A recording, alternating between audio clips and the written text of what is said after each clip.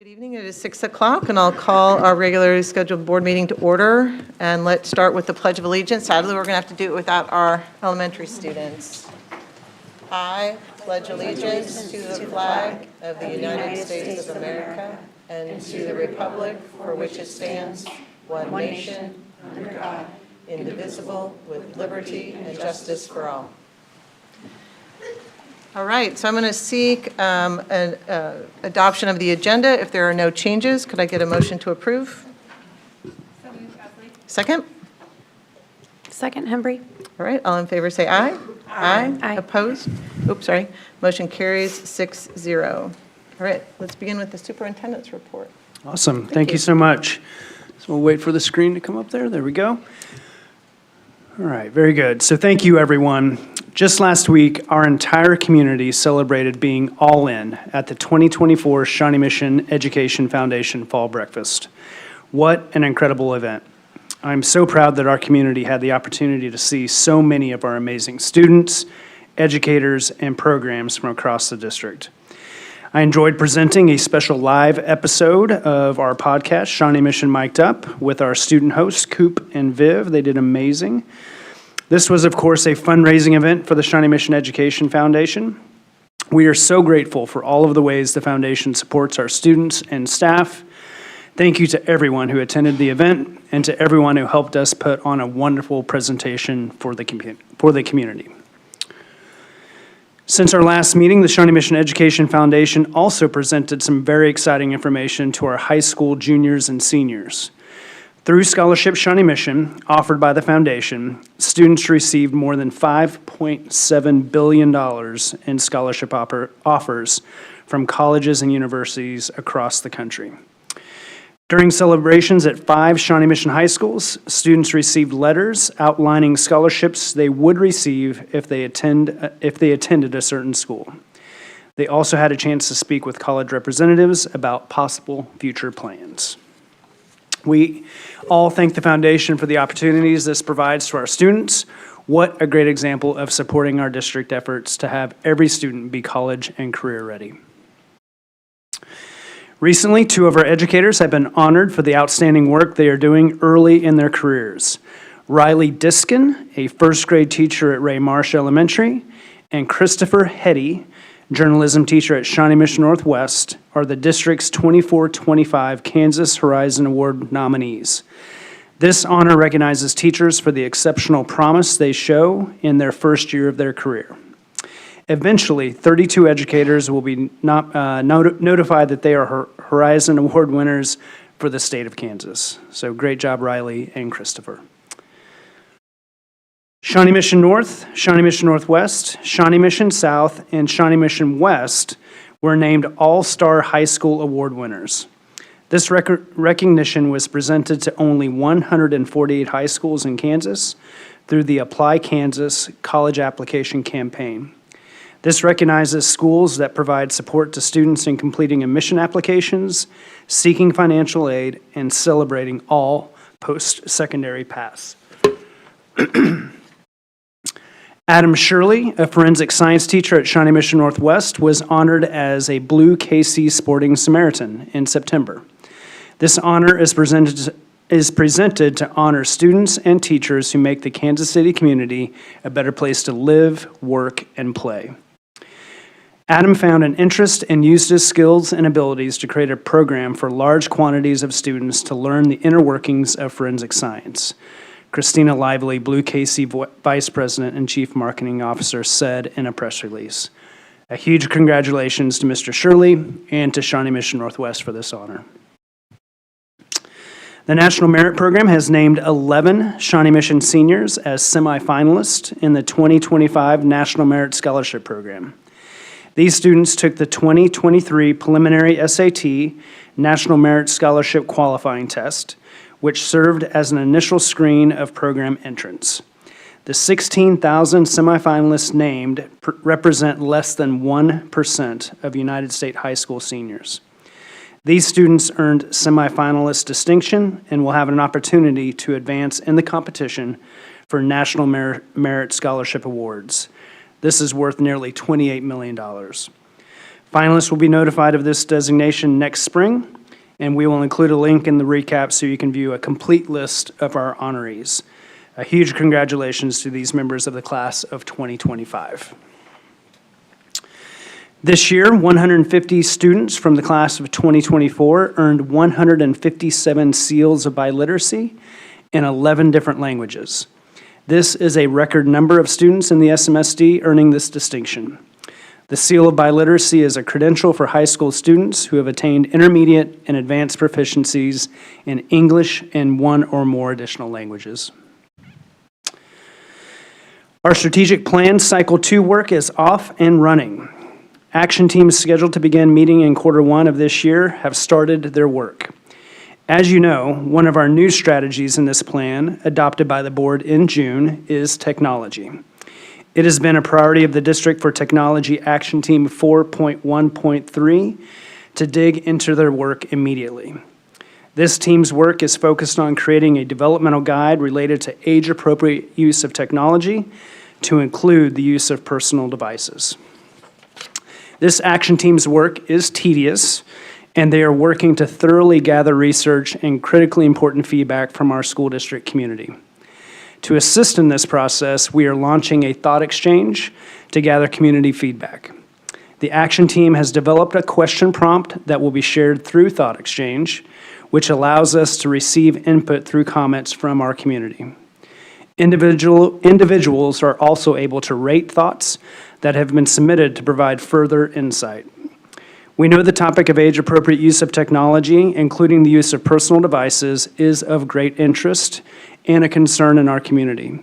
So we appreciate our community and their engagement in this action step process. We are committed to bringing forward a thoughtful recommendation to the board as early as we possibly can. We will include a link in the recap for individuals to engage in this thought exchange related to age-appropriate use of technology. We invite you to participate and to share the link with others. The district will also post the information on the web and push out messaging through school district communication channels. Feedback from the thought exchange will be reviewed by the action team to assist in informing their work. I want to point out that on tonight's consent agenda is an item for architectural work related to the demolition of the former Catherine Carpenter Elementary School. As a reminder, the demolition of Catherine Carpenter was included as a project in the last bond referendum. This item is for the first steps in preparation for the demolition. We are continuing to analyze future district needs as it relates to that property.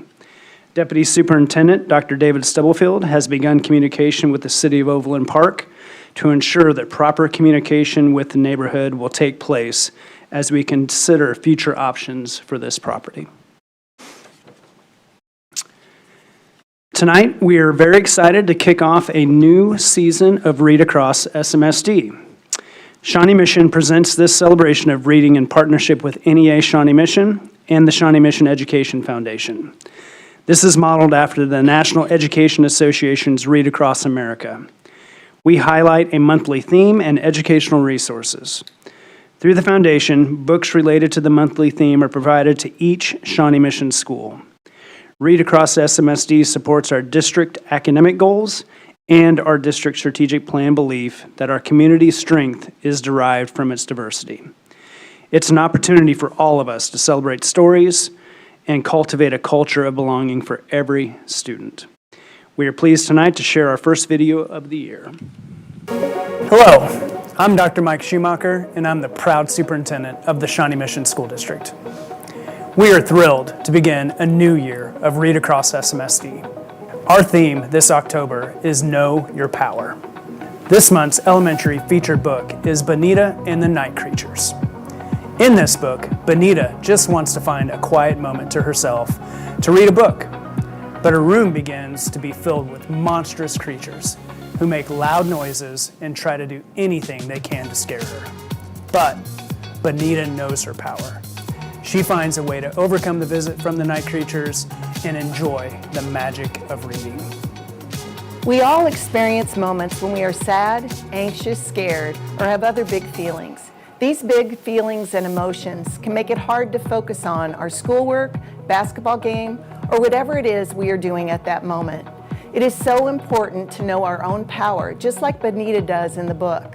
I'm Karen Howes, social worker at Krista McAuliffe Elementary School. I'm here with a few students who are going to share some of their superpowers they've learned to use to help them get control of their really big feelings and emotions and to calm themselves down. One activity that helps me a lot when I'm frustrated or angry and I'm trying to calm down is to practice yoga or other body stretches. I can do this at home or at school with the Reframe Your Brain station. In the book, Benita likes to read. One of my favorite hobbies is basketball. When I need to focus and center myself, I take one deep breath and let it all out. I use this whenever I'm shooting free throws. The breathing helps me focus during the game, but also centers me at other times when I'm feeling anxious or stressed out. When I'm sad, worried, or stressed, I can't stop thinking about it. I will talk to a grown-up I trust. I also like to focus on my joy and gratitude journal to help me feel better. Those are all fantastic examples. Sometimes I get worried or scared too. One of the biggest things that helps me is to remember our community and how we're all here to support each other. We are truly one Shawnee mission. Before we're done here today, I want to take a moment to thank our partners at NEA Shawnee Mission and the Shawnee Mission Education Foundation for making Read Across SMSD possible in all of our schools. The Shawnee Mission Education Foundation knows how powerful reading can be, and we are proud to make sure Read Across SMSD books are available to students in every Shawnee Mission School District library. Read Across SMSD helps us to be all in on making sure all students and staff feel a sense of belonging in our schools. NEA Shawnee Mission is happy to begin another year of supporting this important opportunity. Let's read across SMSD. There you go, first one. So again, thank you to our partners and the amazing team of students and staff at Krista McAuliffe Elementary. We'll include a link in the recap with more information to all who want to participate and read across SMSD. And that concludes my superintendent report. Thank you, Dr. Schumacher. Okay, this now brings us to our discussion items. Our first one, 3.1, is the Human Resources Program update, and I will. Yeah, absolutely. And so I'm going to toss it quickly over to Dr. Higgins and his team. I know he's got a great group of folks that's going to share all of the amazing things that are happening in the world of human resources in Shawnee Mission.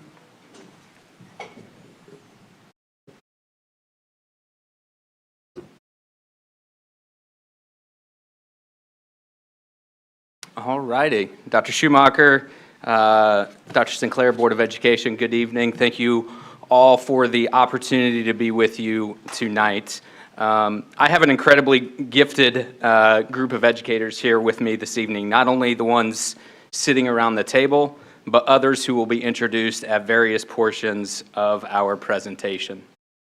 Of course, as usual, we'd like to remind everyone that anything we do should be in service in some way to our beliefs, mission, and our strategic plan.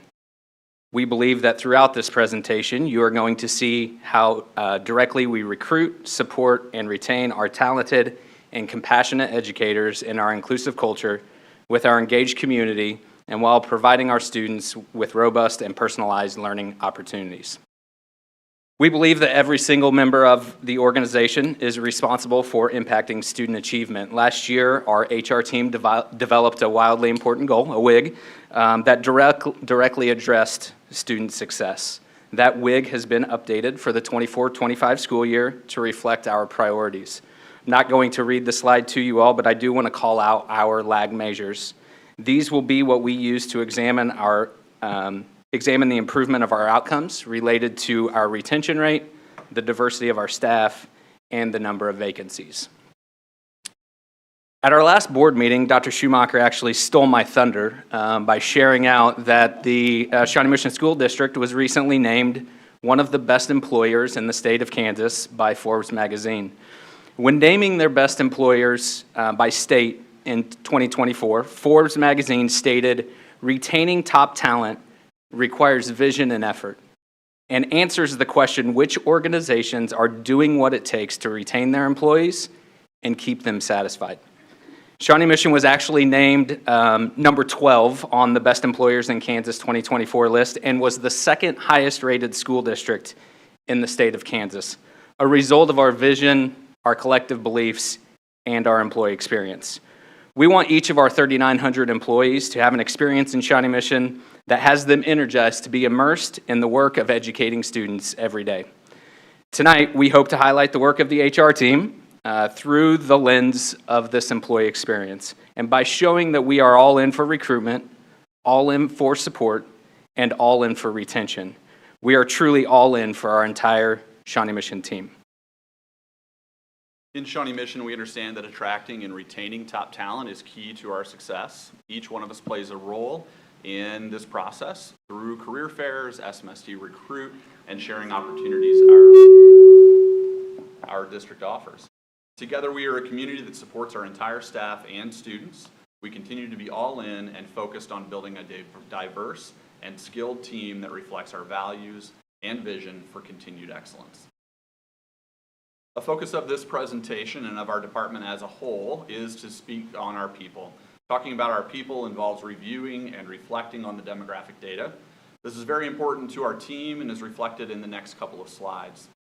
On the slides, you will see both raw numbers and percentages, as we believe that it's important to consider both of these metrics when looking at the data. We're really proud of the recruitment and retention efforts that have been taking place, and the data shows both that we are making strides in this area and that there is additional work to be done. Here you can see that we experienced small declines in the number of American Indian, Alaskan Native, as well as the number of Black certified staff members. We did experience gains in the categories of Asian Pacific Islander, Hispanic, and multiracial certified staff. I want to mention here why it's important to look at both the raw number and the percentage. When you look at the multiracial category, for example, the percentage growth is less than 1%. But when you look at the total numbers, the raw numbers, a growth of 13 educators in this demographic category tells a different story. As you know, recruiting a diverse workforce has been and continues to be a very important focus for this team. We also want to look at our administrative team, which is made up of building and district administrators and totals 140 employees this school year. And you can see the breakdown here on this slide. All of our diverse demographic categories held steady for the 24-25 school year, while our Caucasian category rose by 3. I do also want to point out that the 17 building and district level administrators that were new to their position this year, 3 of those were external hires. We do believe that this is a reflection of the district's commitment to promoting talent from within and supports recruitment and retention of this team. The SMSD Recruit Initiative has continually evolved to enhance the recruitment and retention strategies as we continue to share our Shawnee Mission story. Looking ahead, we plan to further revise our retention model to align with the district's strategic plan, focusing on recruitment and retention, mentoring opportunities, and enhanced communication. Through these ongoing efforts, we are dedicated to attracting and retaining top talent, ensuring a vibrant and effective educational community. Shawnee Mission has valued its partnership with the Professional Development Schools, which we call PDS program, at the University of Kansas and Kansas State University, and we are excited to expand our collaboration with Emporia State University this year. This partnership focuses on intentionally placing student teachers in Title I schools, ensuring that they gain valuable hands-on experience in diverse educational settings. Last year, HR successfully placed KU PDS student teachers at Comanche, Marion Park, and Shawnee Elementary Schools, as well as Hawker Grove Middle School and Shawnee Mission West. K-State student teachers are positioned at Apache IS, while Emporia student teachers are at Brookridge. These placements are not only important to the professional growth of student teachers who benefit from additional mentoring and professional development, but they also serve as a strategic recruitment tool for our district. This initiative allows us to identify promising future educators who are eager to connect with Title I schools, contributing to our mission of fostering a skilled and dedicated teaching workforce. Last spring, 7 of our new hires emerged from the KU PDS program, highlighting the effectiveness of this partnership. To share more about her experience with the KU PDS partnership at Merriam Park, I'd like to introduce Amy Soxie, instructional coach at Merriam Park and former KU PDS student and now Merriam Park second grade teacher, Sienna Myrer. Thank you, Michelle, and the Human Resources team for having us this evening, and thank you to the board for allowing us to speak tonight. As the instructional coach at Merriam Park, I serve as the liaison connecting the University of Kansas, Shawnee Mission, and our school. This partnership is vital for recruiting and retaining passionate teachers, and I'm dedicated to supporting both our mentors and student teachers, ensuring they have the resources and partnerships needed to thrive. We focus on personalized approaches, including intentional placements, tailored professional learning, and daily support from our dedicated principal, Amy Semyonov, myself, and our inspiring mentor teachers. By fostering this culture of continuous learning, inclusion, and support, we're attracting top talent and creating an environment where teachers want to stay, grow, and give back to our profession. I'm joined by Sienna Myrer, a rock star first-year teacher, making a significant impact in second grade at Merriam Park.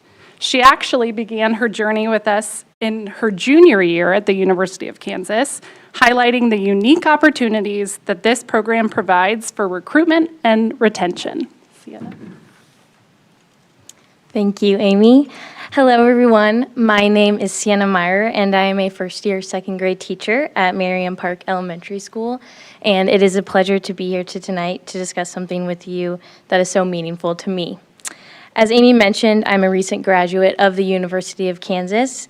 On my 4-year journey to becoming an educator at KU, I can say without a doubt that the most impactful portion was being a part of the PDS program. I was first placed at Merriam Park for a portion of my junior year practicum experience. As soon as I walked through the doors and was welcomed to Paradise, I knew that I was all in. I knew that this was the kind of school I would want to work for someday. It is a school that emphasizes the importance of diversity, leadership, and community, and also empowers its students in a way I have never seen before. So knowing that Merriam Park was a host school for the program, I decided to apply before my first year of full-time student teaching. Originally, I had only asked to be in the program for one of the 2 semesters. This decision landed me back at Merriam Park in the hands of my second grade clinical supervisor, Wanda Boltman. Wanda is an incredible educator who had been in the field for many, many years. Throughout the 10 weeks I spent in her classroom, I learned countless things from her. She showed me that being a teacher is so much more than a career, it is a passion. As my time drew to a close in her room, I knew that I had to do everything in my power to stay in the program for my second semester. So I got extremely lucky and was placed with a 6th grade teacher at Merriam Park, Chris Schenzel. I loved it all the same, no surprises there. I was able to participate in PLC meetings, attend professional development sessions, and learn from incredible teachers as I shadowed them. I was crushed when my year of student teaching was up at Merriam Park. It was an absolutely priceless experience to me. However, as I mentioned earlier, this was actually only the beginning of my time there.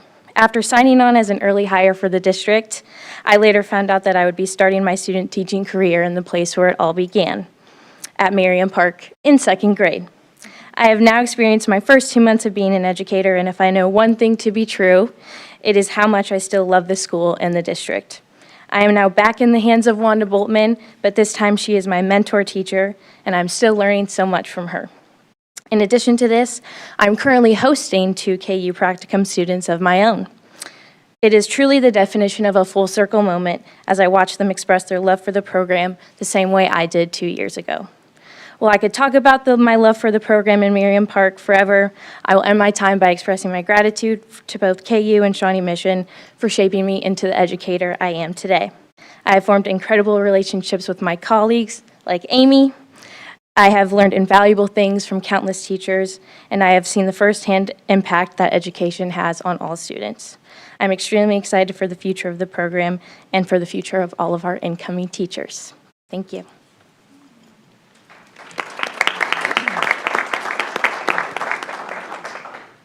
As you've heard, the Human Resources team focuses on recruitment of the very best candidates to join our team. That effort is a collaborative job that is the work of the Human Resources team, building administrators, and SMSD recruit team.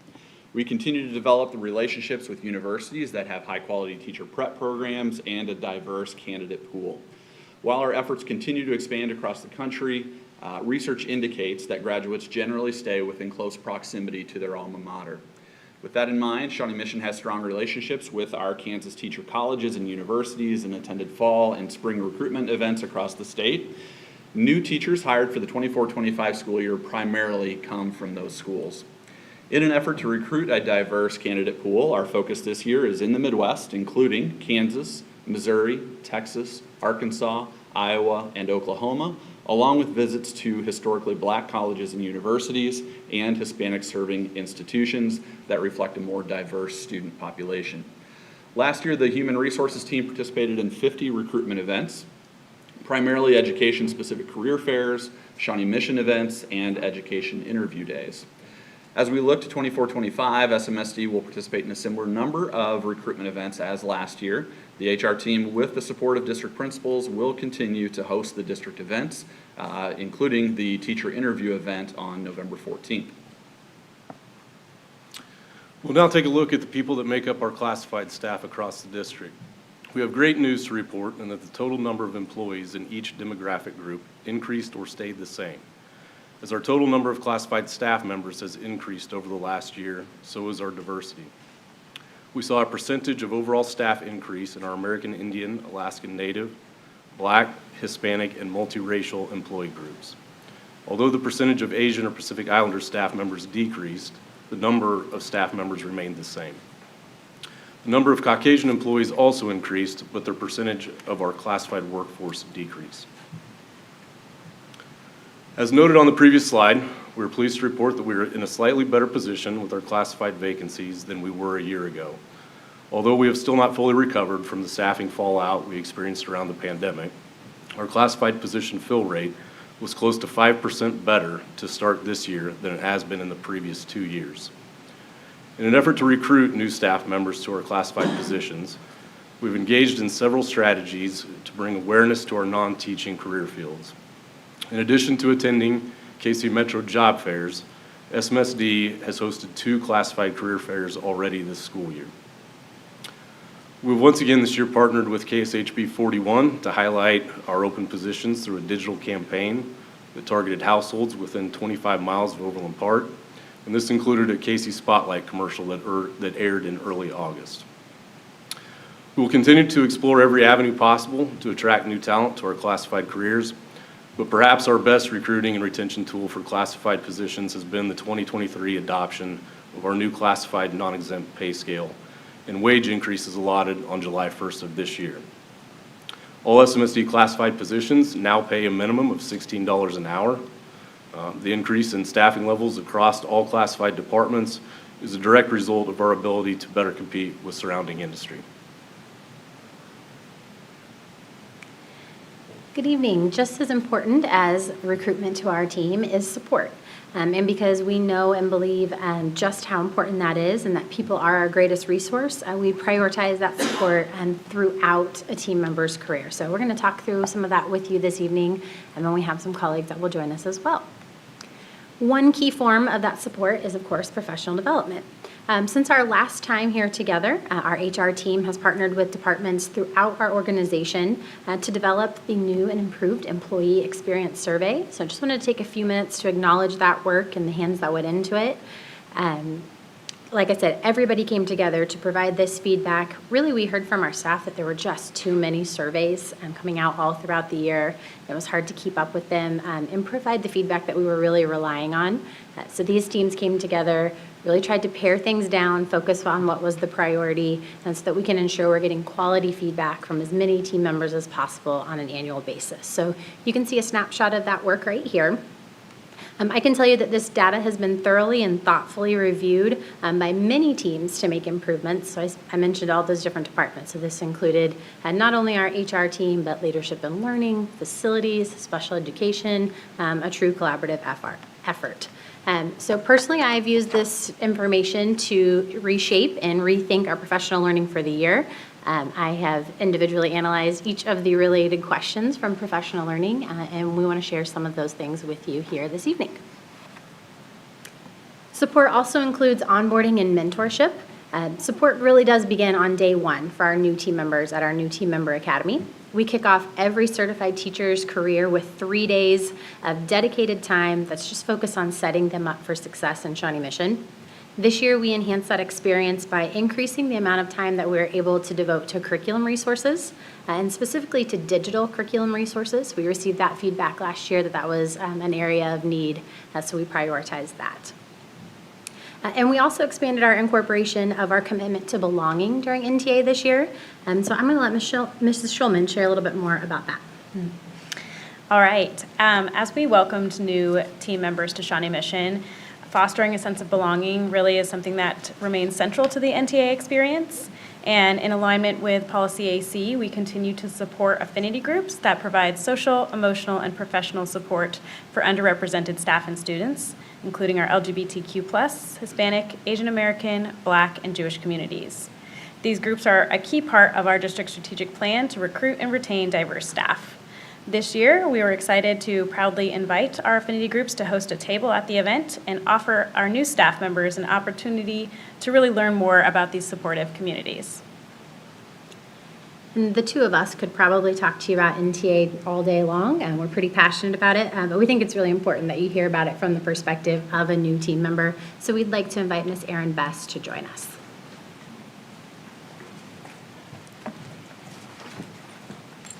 Thank you all so much for the opportunity to be here. In January, I joined the throngs of hopeful student teachers at Pitt State's Teacher Interview Day. A month prior, we'd all scheduled speed dating type time slots to meet with representatives from districts all over Kansas. Obviously, Shawnee Mission was first on my list. I counted the minutes until it was finally time. I tiptoed to Miss Lord's tiny table. Though I barely remember the topics we touched on, Mrs. Lord put me at ease immediately with her warm smile and kind eyes. My favorite part was after my interview. I began walking toward Olathe's booth, only to hear her call my name a few seconds later. I turned around and she was rushing towards me. Okay, maybe not rushing, but this is how I remember it. She said, "You need to submit your documents in order to apply, and I really think you'll find a spot." I started to sweat as I stammered, "Apply? I don't graduate until July. I'm just starting student teaching. I won't even have my license until August." Michelle quickly set me straight and encouraged me to submit my paperwork online. If she hadn't taken the time to come after me and clarify, I might still be wandering around at Teacher Interview Day. You see, a middle-aged mom turned teacher candidate doesn't understand how this process works, and Pitt State didn't explain it to me either. Thank you, Michelle, for cluing me in. Fast forward to the first day of NTA. Picture a pile of nervous newbies in the parking lot. It was hot, I didn't know a soul, and I tripped in my new shoes. But the band was playing, cheerleaders were jumping, and the mascots were waving. Suddenly it hit me. Not only was I where I dreamed of being, but they also seemed happy to have me. From the festive balloons and big smiles, helpful presentations, and Dr. Schumacher's speech about being ridiculously positive, I knew I was all in. Thankfully, I have a dedicated, driven, and dependable mentor. Heather Brown is essentially my 24/7 personal help desk. We text, email, and talk multiple times daily. She helped me decorate my room and pulled together materials, supplies, and copies for the first week.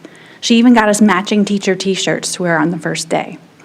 Not only is Heather willing to share her tips, tricks, and insights, but she created a shared drive with resources I could use on day one. I can't imagine traveling this road without someone who is all in the trenches with me.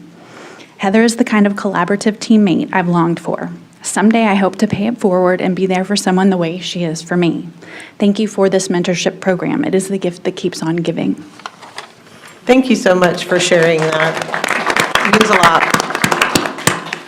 Thank you, Erin. Erin really set me up perfectly now to talk to you about mentoring. Nice, we didn't even plan that. So mentoring really is an important part of the support that we want to offer to our new teachers in Shawnee Mission. It's such a critical time in any educator's career, and we don't want them to go that road alone. This job is hard, and it's important to have that piece of support. So some important information to know about our new team member mentoring program is that it's actually a 2-year program. We know that at the end of that first year, there's still more to learn, and we want to walk with them some more on that journey. So it is a 2-year program. The first step is thoughtfully matching our first-year teachers with their mentors. Our administrators spend a lot of time in the spring really carefully going through and making those thoughtful matches. So that's the first step. But something new to this year is we've started their year with a needs assessment that's based on some common things that we've heard not only from our new team members but veteran teachers as well. So they fill out a needs assessment at the beginning of the school year, and at their first collaboration opportunity with their mentors, they begin planning professional learning experiences, observations, different things they can be doing throughout the year based on what that individual truly needs. I would now like to highlight our superintendent staff advisory councils. These councils have existed as a way to intentionally gain feedback and enhance communication with students and staff. Elementary and secondary certified teachers, K through 12 students, and DEIB each have their own advisory council. As action teams met to develop strategic plans cycle 2, it was determined that the benefits of current advisory councils should be extended to classified staff members as well. We're pleased to report that this group is currently being organized and will hold their first meeting in December. I just also want to highlight, to the mentoring program, we have mentors for our guest speakers tonight who are listening live and supporting them, and also here in person today. So it just also speaks to how all in our mentor teachers are for our new teachers. As we continue to focus on supporting staff and Shawnee Mission, we want to highlight our commitment to the retention plan. We are all in with targeted professional growth and development initiatives, the wellness programs, and a focus on positive culture and communication. And we want to foster an environment where all of our staff can thrive. After feedback from the board and an effort to be responsive, Human Resources worked with the business office this year to take an initial dive into classified retention data. Our retention rate is calculated by looking at classified staff members that were employed in the district during the previous fiscal year and remained employed through September 1st of this year. As you can see, our overall retention rate to start the school year is very similar to what we experienced last year. The only significant change can be found in the number of returning food service staff members. At this time, we don't have any concrete data to share around why 35% of our classified staff members left the district each of the last 2 years. We know that we experienced retirements. We had employees that left the public sector for different careers, but our classified staff members are not contractually obligated to notify the district upon separation as to their future plans. The table at the top of this slide shows the 4-year trend for our certified retention rate and is broken down by overall district percentage and then by level, elementary school, middle school, and then high school. Having this retention rate data is good and very much needed, but we want to know why people are leaving the district so that we can try to determine those causes. That is where the turnover rate data comes in. Turnover rate is simply the percentage of employees who were not retained or left the district. Our HR team does a tremendous job of tracking specific reasons why these employees are making that decision to resign or retire. Looking at that turnover rate allows us to get more specific information about the reasons why people are making that choice to leave the district. As you can see, people retiring made up 17% of our turnover rate. Retirement is one of those factors that we don't have a lot of control over. In some cases, we've retained those employees for over 30 years. Two other data points that really jump out to us were the number of people leaving the teaching profession altogether, which we had a significant drop in from the previous year, down to 12.57%, and also the number of employees who took an in-state teaching position at 25.13%. As an HR team, our hope is to be able to gather additional insight into these categories so that we might influence our employees' experience so that they don't want to leave the profession or join another district. The team will highlight the additional pillars about our professional learning. So our team views professional learning as an investment in the rest of our team. It's really a reflection of our commitment to provide the very best place for students to learn and for our employees to work. I'm excited to share some highlights of that with you. One is the work of the strategic plan is really starting to come to life. We're bringing that to fruition now. You can see some examples of that on your screen. Many of our action teams have already begun meeting in this first quarter. And today was actually a great example of that. So today was our second district facilitated professional learning day of the school year. So it was great, very timely. And the focus for all team members, certified and classified, all throughout their day today, it was those two objectives that you see there on the board that were put forth by our action team. So we are already beginning that work and looking forward to continuing with that. Additionally, another area of progress is our commitment to increasing professional learning for our classified staff. So we've had some exciting opportunities within the last year to broaden that. So I would like to again invite another guest to join us this evening, Miss Vicki Kopp, if you want to come join us.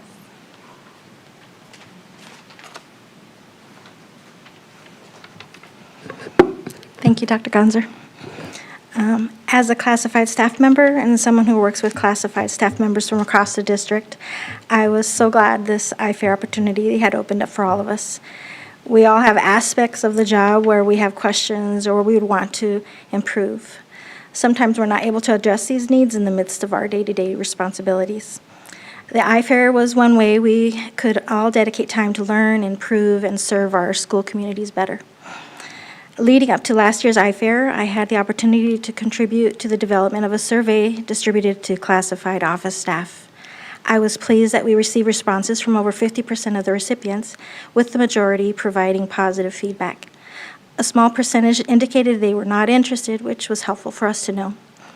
Based on the survey results, we moved forward with creating workshops, and I had the privilege of creating and leading one. I actually ended up leading 2 workshops. When someone was unable to facilitate the first half of theirs, I volunteered to step in. While that session did not go as smoothly as I had hoped, it was an important learning experience. My primary workshop focused on utilizing Outlook, which is the email tool provided to SMSD employees. Participant engagement was encouraging, and the questions I received at the end indicated to me a strong interest in the content. I concluded the session by sharing a standardized email signature template that I developed, which I distributed to all my workshop attendees. Since SMSD doesn't have a standard email signature, I thought this template could help anyone who might not have the time or skills to make their own and give emails a more professional look. The feedback I've received from attendees, including requests for the signature template and follow-up emails utilizing it, has been so gratifying. This experience has been particularly meaningful to me as it marks my first time running a workshop. I can now reflect on both a challenging session and a successful one, and I take pride in this growth. I'm also thankful the iFair had provided a chance for us to reconnect and build relationships with our colleagues in similar positions. I'm grateful to be part of a team that can make a difference for others. Thank you for the opportunity to share my experience. Vicki, thank you for sharing.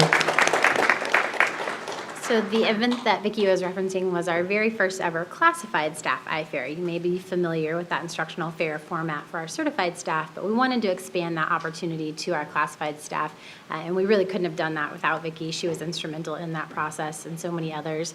And this really just presents a great opportunity to thank many, many people. Professional learning in a district our size does not happen because of one or even a few people. On a day like today, it literally took hundreds of people coming together. That includes not only our curriculum and instruction team, our leadership and learning team, but our operations and maintenance team and our ICT team. So knowing that all these people are invested in our collective team really does demonstrate that we are all in across all levels and all roles in Shawnee Mission. Our research on retention reinforced that when employees are given leadership opportunities, it really reinforces their engagement in the organization.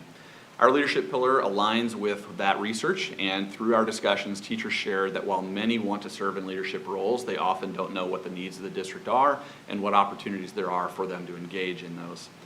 The leadership pillar provides a graphic for teachers to see the wide range of opportunities available to them, and is also a guide for principals when supporting staff in growing professionally.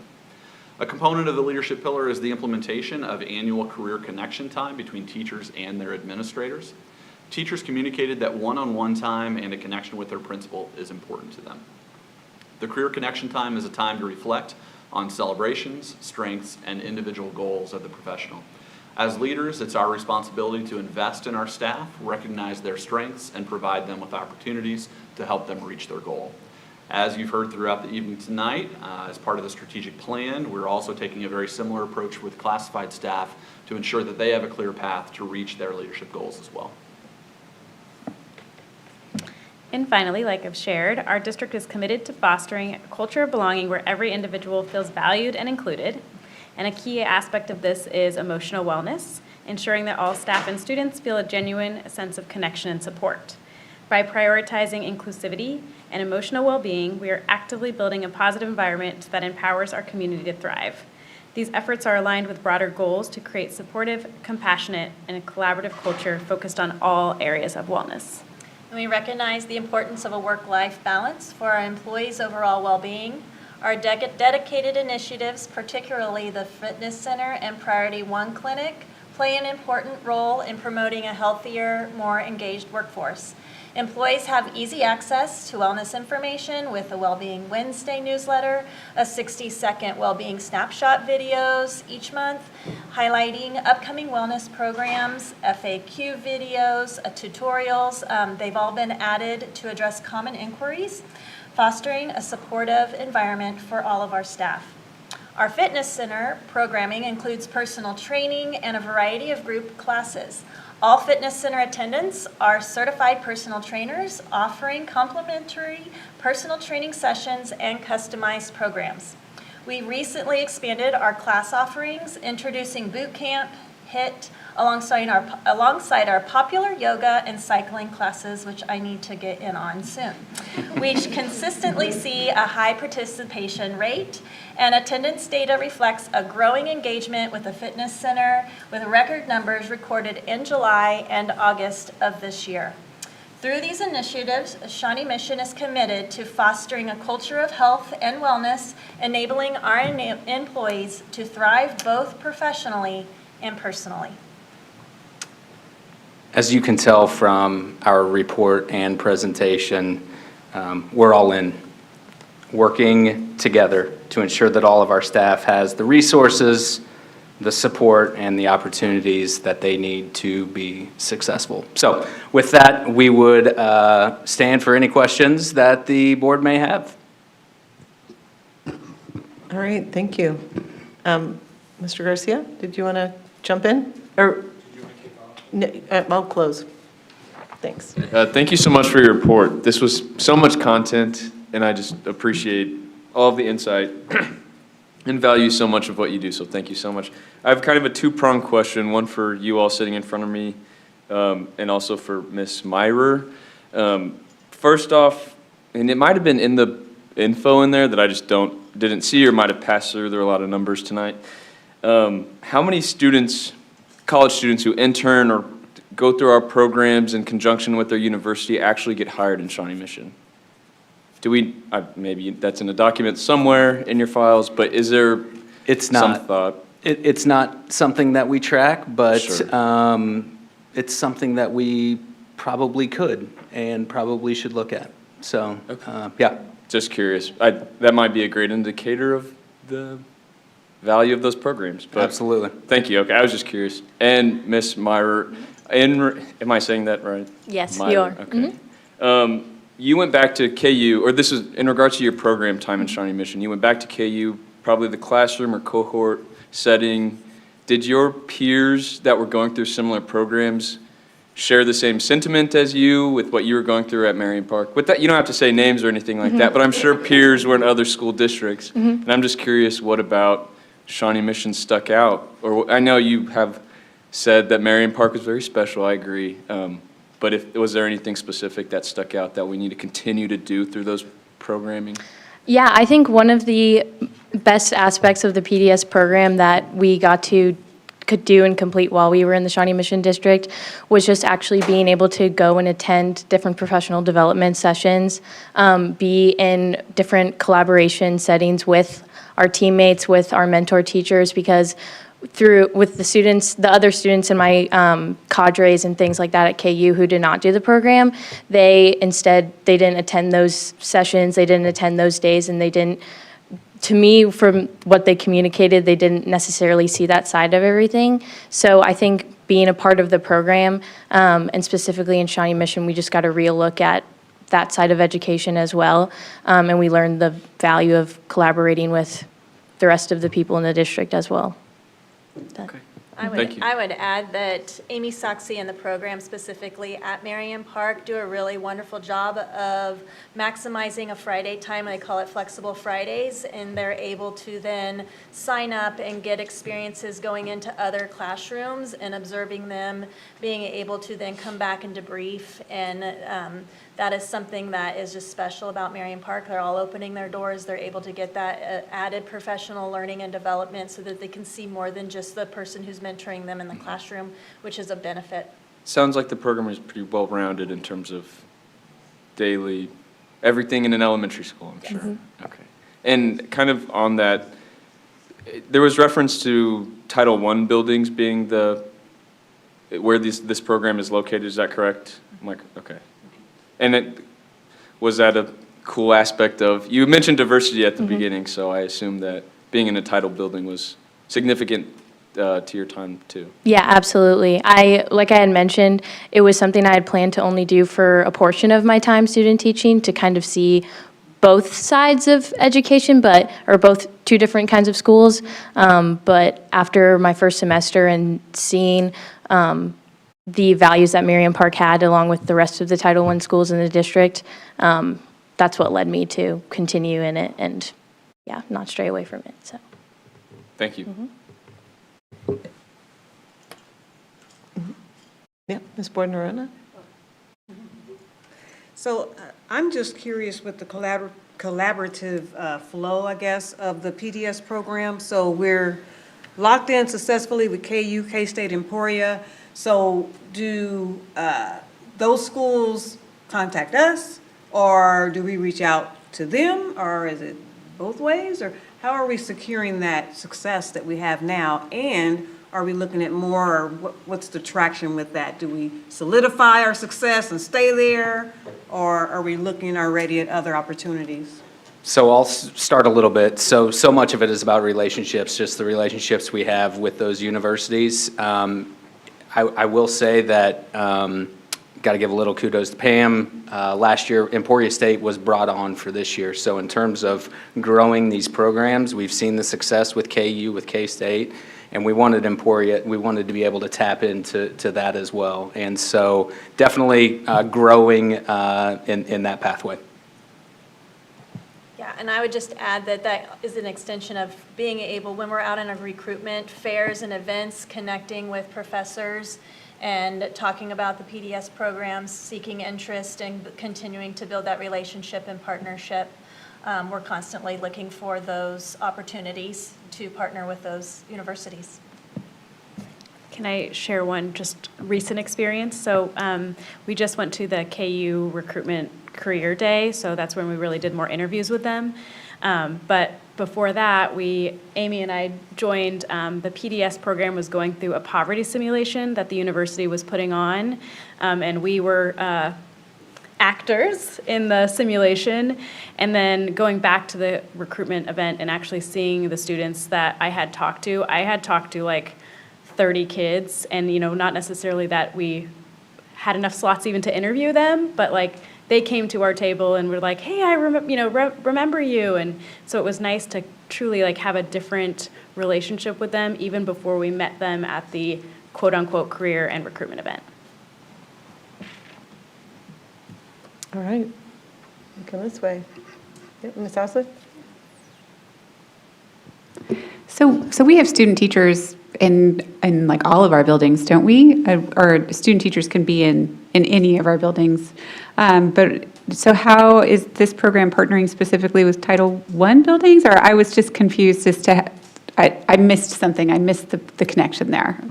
Yeah, so the PDS programs align specifically with certain buildings. So KU aligns with Marion Park, Hocka Grove, and Shawnee Mission West. K-State is Apache, and Emporia State PDS is with Brook Ridge. Is that right? But then, yes, we have a number of student teachers from a number of other universities that are housed across the district.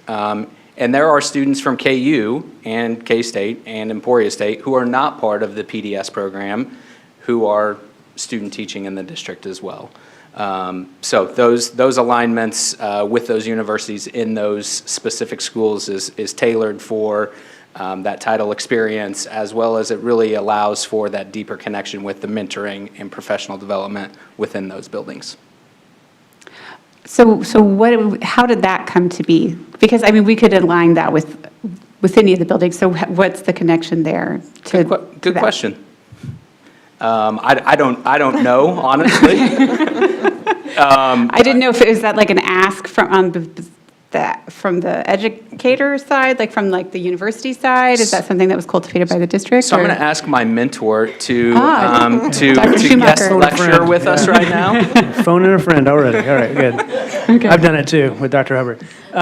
No, so to me, it's that specific tailored program that's kind of a niche program for that group of kids, and so those kids elect to enter that type of program. But as Dr. Higgins just mentioned, there's a number of other students who don't choose that PDS program, who are going through student teaching as well, that just haven't elected that particular experience. Okay. The program with KU and K-State have been in place for a number of years and have been at those schools for for just a period of time. So I don't have necessarily any information on why those were chosen. We've just continued that process. Yeah, it's a model of student teaching, I think is maybe the best way to say it. A model of student teaching. So do the buildings benefit from that relationship to have the student teachers, choosing the Title I? And if so, what would the benefits of that be? Yeah, Amy's shaking her head back there. Yeah. Affirmatively, right? Like yeah, not negatively? Yeah. Number one, it's a direct pipeline for them to hire directly into their building. It also, there's more, they work with small groups of students. It offers a lot of those teaching opportunities as well. Amy, you want to chime in? Yeah, also, so these student teachers become part of the learning community.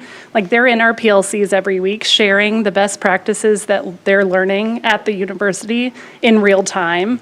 And Caitlin was talking about the poverty simulation that we went to. I feel like this was one of the most powerful examples of this program. Our student teachers went to this simulation. I had a chance to attend with them. They learned strategies. They came back, they implemented them in their classroom the next day, and their mentors said to me, "This is awesome. We wish we had gone and learned this." And at a staff meeting, they presented to the rest of our staff what they learned. So it's just that culture of continuous learning that they're orchestrating. Like we're all learning from each other, which I think is so powerful. I will also share, I am also a former PDS student through the University of Kansas, and when I worked in a former district, in terms of the program kind of works with districts to select buildings that just offer the opportunity in a title building to be able to have that kind of different exposure and see different areas of support. So when they're sharing lots of different avenues, there was even like a STEM program, a math program that are just partnered with different buildings throughout different districts. But that one is like students self-select to basically want to have exposure to buildings that they might not get that exposure to.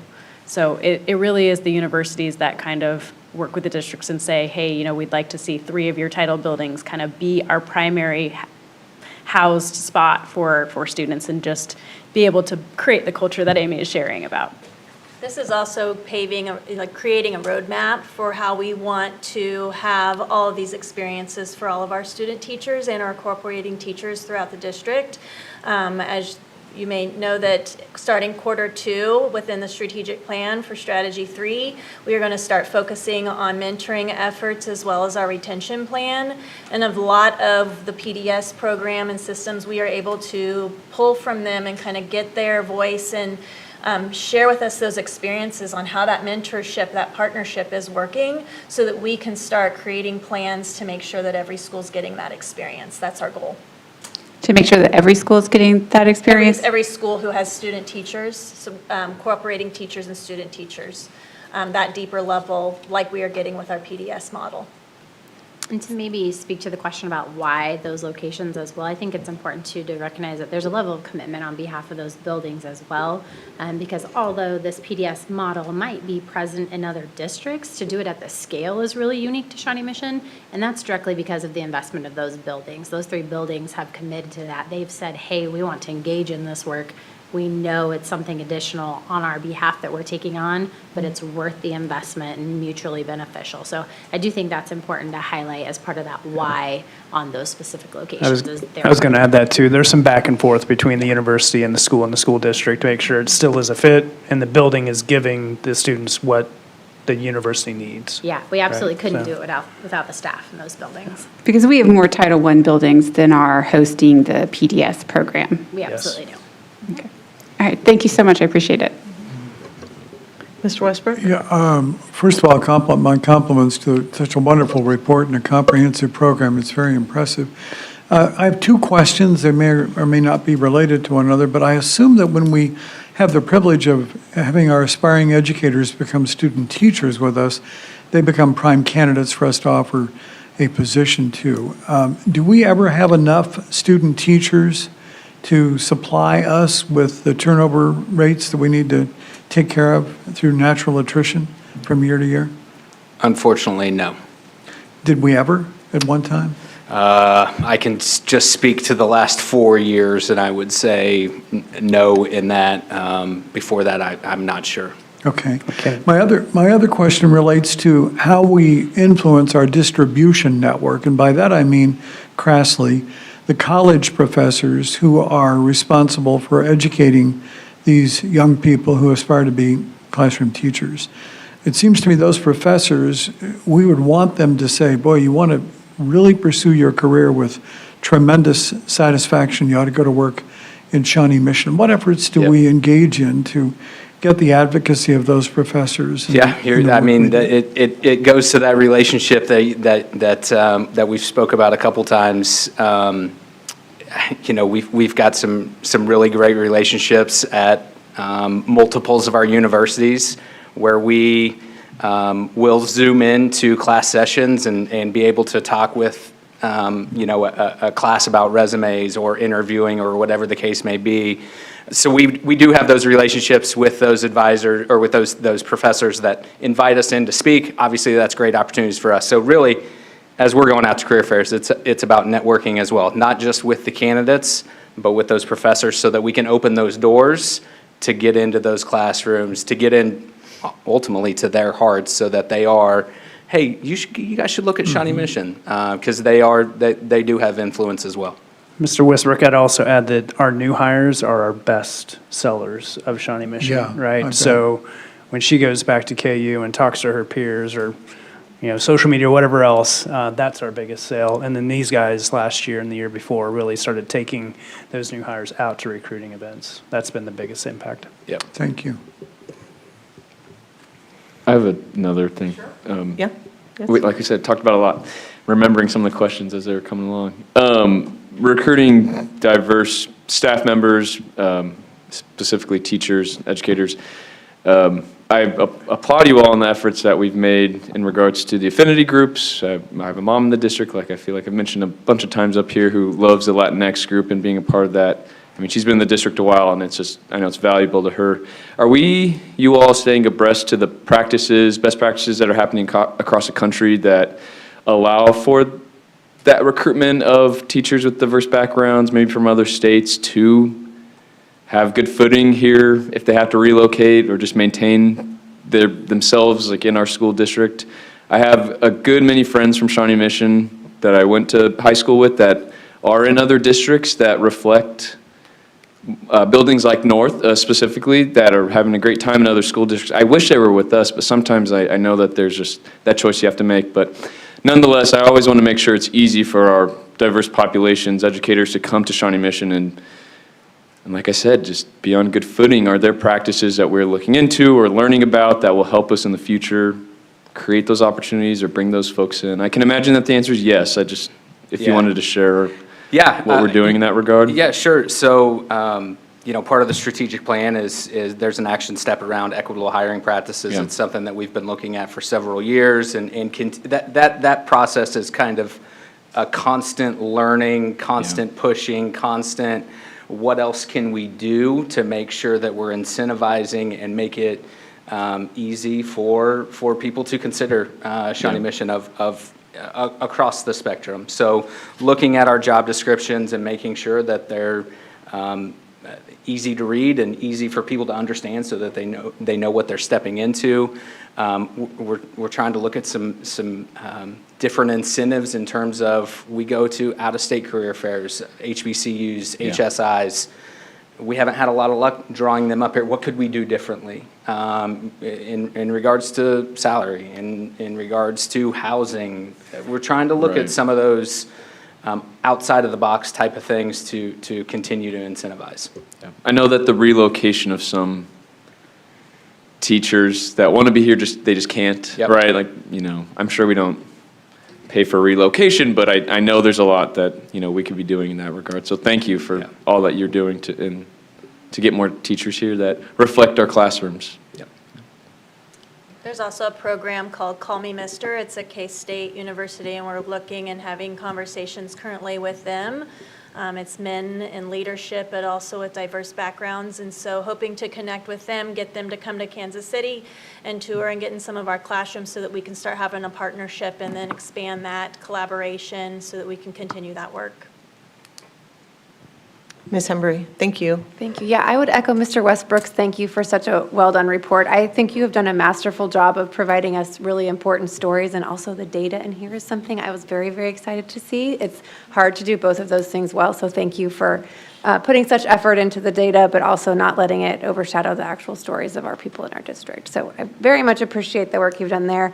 I think my question is just sort of, I went back and reviewed all the parts of the strategic plan that will fall under the HR team, and some of it were things where I thought, oh yeah, this is in their wheelhouse, this is just amping up what they're already doing, and there were a handful of them where I was like, oh, this is going to be a whole new thing. So I'd love to hear from you guys what you see coming out of the strategic plan, if you would maybe be open to sharing kind of something you're excited about or something that you think is going to be a whole new direction for the district. I'm just excited to see how that all unfolds. I'm going to look to the table down here.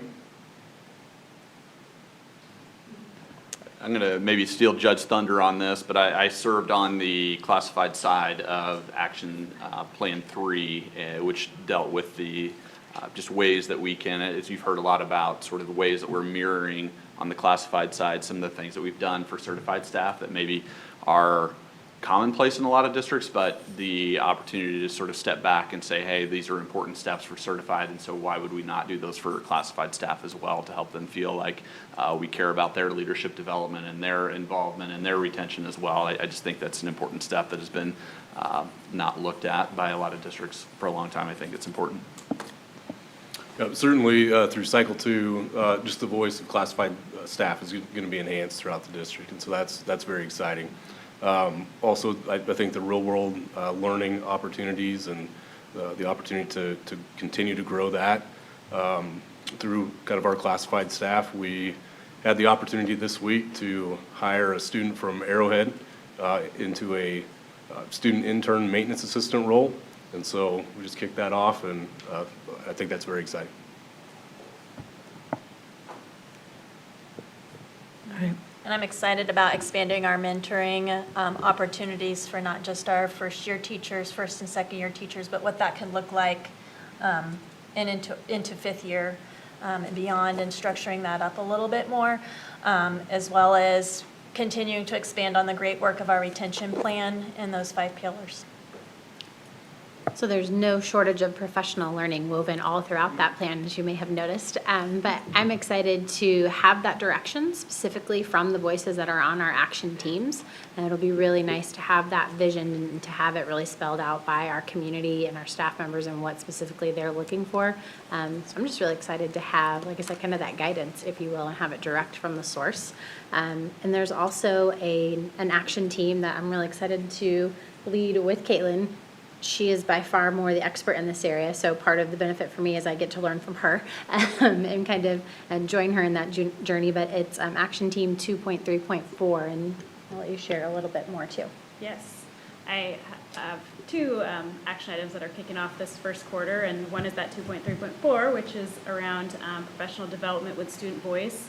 And I just wanted to share a highlight from today that kind of speaks to that. We had with the ELA and social studies secondary teachers at North today, we had a diversifying novels fair, and it had some direct student voices that either digitally gave some input in terms of how we can diversify our book selection choices, and we also had one student that dedicated her time from West to come and share. And so I'm excited just to see how that continues and how we can get more students involved in terms of like professional development, because That's kind new. of, yeah, Yeah. that is new. And out of our first action team, there was a lot of students that didn't even really know what professional development was. So we got to kind of share that to like what we want to hear from you and have that feedback. I think is going to be really exciting.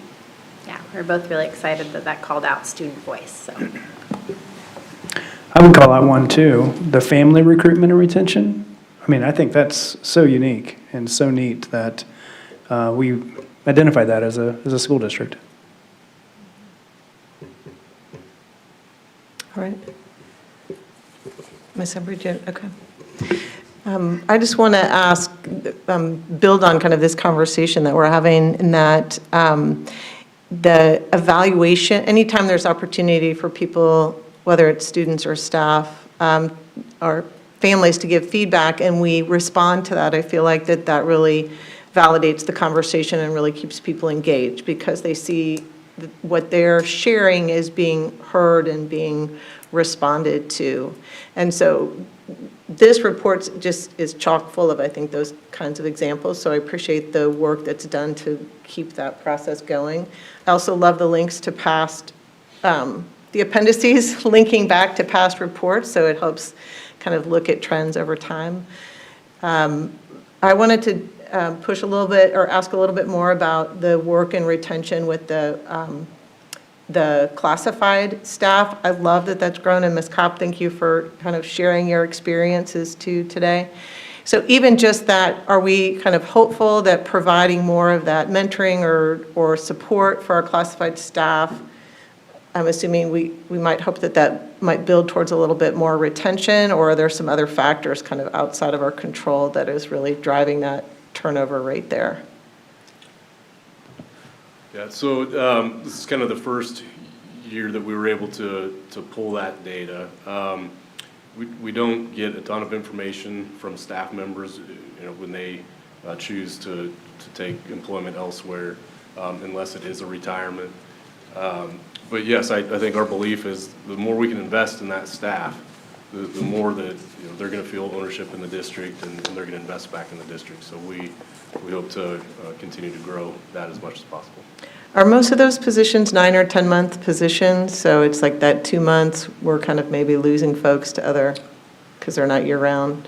That absolutely does happen.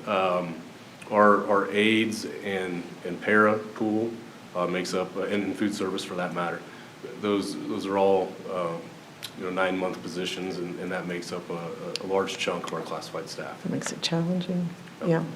Well, thank you, and Ms. Kopp, thank you for sharing your piece and stepping up to that leadership role. Are there any more questions?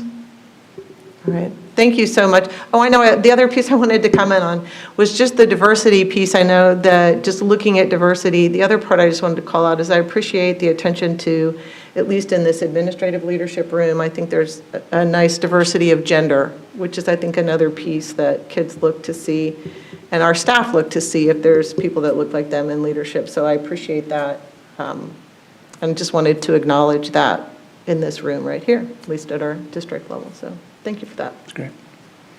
Thanks, guys. Thank you. Great job.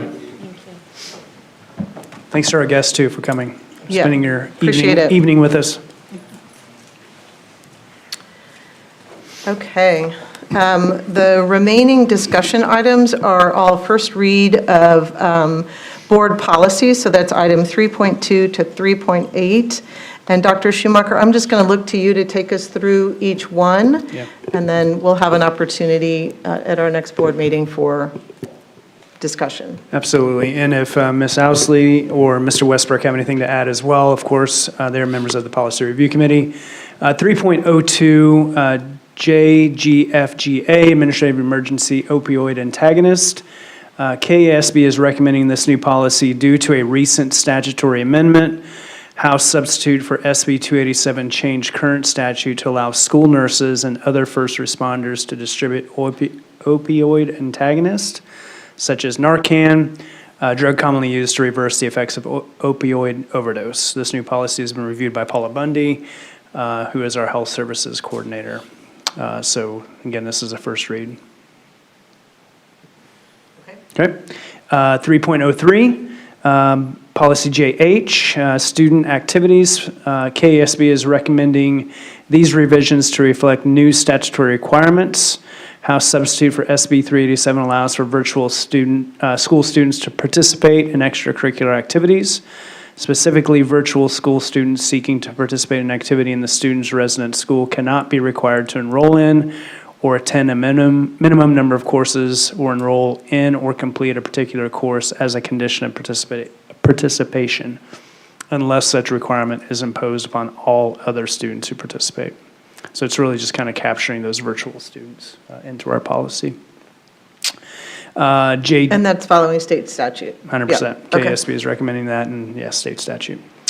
Policy ID, KASB is recommending minor changes to this policy so that the language is consistent with other policies, and this is about our instructional program at the district level.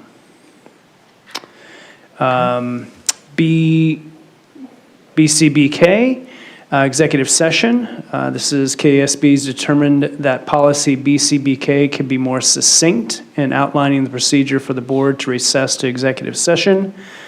To address this, language outlining a sample motion was removed, and the policy was reworked for clarity and ease of use. One point here, Policy Review Committee is suggesting that we move that sample language into our board manual so we have a record of that.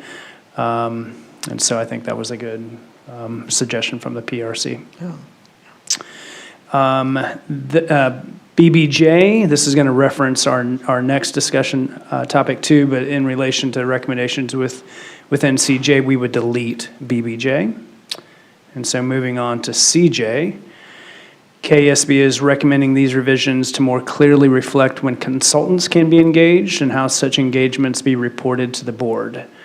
Note that in conjunction with these revisions, KASB is also recommending the deletion of that before mentioned BBJ because the policies do overlap. Okay, so they've been collapsed into CJ. Okay. And then finally, this is KK, the sale of district property. KASB is recommending these revisions to reflect recent statutory changes. So provisions of House substitute for SB 387 implemented changes to when and how a board can dispose of school district property, including 1, limiting the legislative option to purchase school district buildings in which the building is defined as any building that was used in any prior school year as an attendance center for students. 2, authorizing the Legislative Coordinating Council to deny the legislative option to purchase when the legislature is not in session. And 3, prohibiting school districts from refusing to convey a building or property solely because the buyer or lessee may use or intends to use the building or property for non-public school use. Okay, and again, that's just complying with state statute, and this is a KASB recommendation as well. So these are first reads. Okay. I would suggest the board to review those policies thoroughly, and then to contact me if you have any questions for clarification. We can take that back. All right, thank you for walking through those, and thank you to the Policy Review Committee for bringing those to the board. Appreciate that. Okay, we are now moving on to consent items. So we have from item 4.1, general consent through 6.1 bond consent items. If there's no desire to remove any of those, could I get a motion to approve all consent items? So moved, Owsley. Thank you. Second, Westbrook. Thank you. All in favor say aye. Aye. Opposed? Motion carries 6-0. All right. Now we have opportunity for board comment. Does anybody have anything to share? I do. I wanted first to commend or congratulate, but on our HR report, Coach Dennis Graylis will be retiring. He's been such a important figure in the North community for a while, and I was very encouraged by him when I was a student in high school, and I just want to thank him for his time in the district and providing so much to our students, families, and community in the North area and beyond. He's been a part of the ROTC program for so long and has been just a critical role in shaping the future, or shaping the individuals who in the future would protect this country, and I just appreciate him a lot. I also want to commit, I think this is our first board meeting and all the homecomings at our high schools are done, so congratulations to everybody on that. That's an undertaking. I was fortunate enough to sit on a small committee with the North High School advisors for Student Council and Pep Club, and boy, did I realize how much work they put into those types of events. So I really want to commend just the student, or excuse me, the students, of course, but the teachers whose primary job is to be there to teach, but on the, after school they're there setting up for homecoming along with their students. So I got to be a part of that, and it was just a reminder how much energy and effort our club sponsors and coaches are putting in to create these incredible experiences for our students, families, community. So I just want to express my gratitude to those teacher advisors and sponsors all throughout our district who do so much to improve every aspect of our schools and of our district. So that's it for me. I wanted to say that I'll be attending the North versus South game this Friday with board colleague here, Ms. Hembry, and we're just looking to have a great time at the Friday football game with each other in the community. So looking forward to that. We might have a little friendly wager going on, too. Yeah.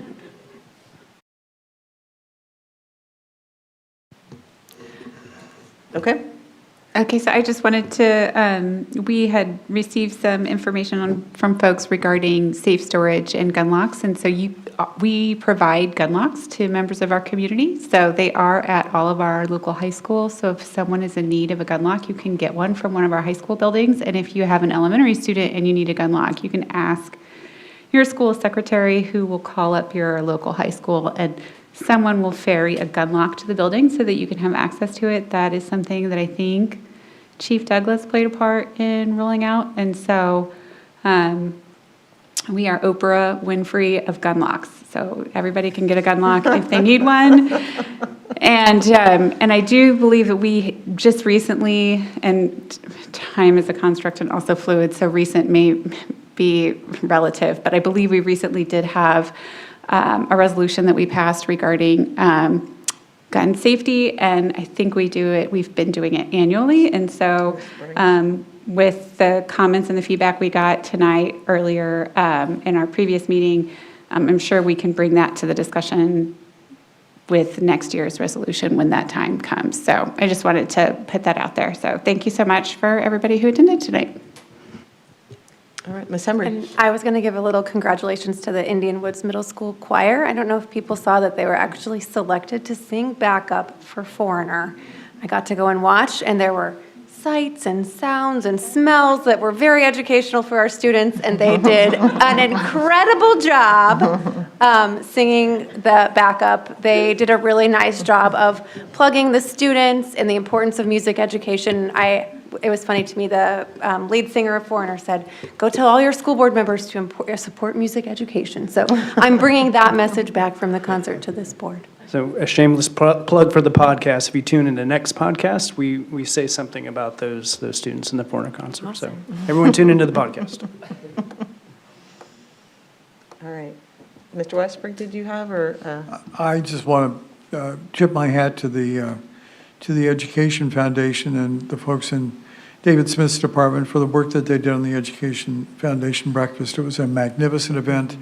I know from my experience in special events, the stuff that you don't see that is happening behind the screens is just stuff you never want to hear about, but you didn't do anything but make it go smoothly. It was fantastic. I think it's a real celebration of what public education is all about, and I always look forward to it. I'm always amazed when you pull it off, and it's so wonderful when you have these kids who are, how old were the youngsters in the choir? Maybe 8, 9 years old? They were Amazing. second and third grade? Second and third grade? Yeah. Well, it doesn't get any better than that when you get several hundred kids singing like that and doing what they did. It reminds us what we're all here and what we're all here for. Anyway, it was a very proud moment for all of us. Thank you for that. Ms. Boyd-Norena? Yes, just a community announcement that an email came across my line about the Ruby Bridges Walk to School Day. It's on November 14th. Yes, it's in Topeka at the Washburn University from 11 to 12:45 that day, November 14th. But I know some students, possibly teachers, have planned and already signed up to attend remotely. Some of their discussion areas where they'll host live. Ruby Bridges, yes, she's still alive. Ruby Bridges is a keynote and a fireside chat with her on that experience or experience since then, being a civil rights icon, activist, and things of that sort. But for more information about that, the event website is rubybridges.ks24.org/ and Kansas is spelled out. I'll announce it again. People will see it, I'm sure, but it just came across my email chain. I was like, oh, I want to mention it now so people can plan whether to be in Topeka or to attend remotely. So We had the good fortune to hear from her at the national Yes. conference. It was powerful.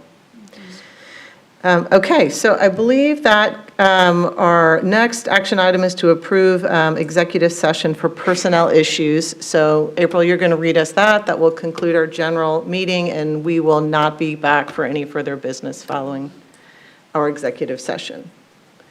All right, so, and can you work in like a 5-minute break there?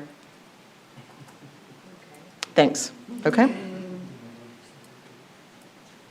Does that work for your time? Can I help you? Okay. got it. I Okay. move that we go into executive session to discuss personnel issues pursuant to the non-elected personnel exception under COMA, and the board will reconvene after a 5-minute break in this room at 7:50. I invite Dr. Schumacher to join us. All right, and we'll be in that room, yes? The conference room? Yes. Yes, okay. All right. Second. Thank you. All in favor, say aye. Aye. Opposed? Motion carries 6-0. All right. Thank you all for being here tonight.